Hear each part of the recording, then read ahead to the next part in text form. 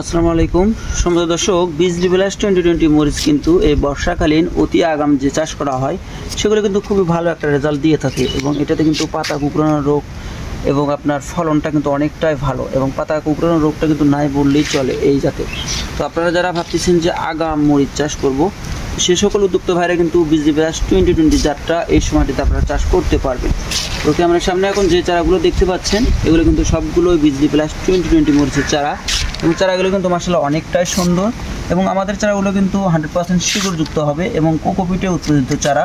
তো এই সময়টাতে যদি আমরা কোকোপিটে উৎপাদিত চারা আমরা কিন্তু জমিতে যদি লাগাই, সেক্ষেত্রে কিন্তু 15 থেকে 20 দিন আগাম আমরা কিন্তু মরিচটা সংগ্রহ করতে পারবো। তো আপনারা যারা এই সময়টাতে মরিচ চাষ করবেন অবশ্যই কিন্তু কোকোপিটে উৎপাদিত চারা দিয়ে শুরু করবেন, কারণ যেহেতু এখন ঘন ঘন বৃষ্টি হবে, তাপমাত্রা বৃদ্ধি পাবে।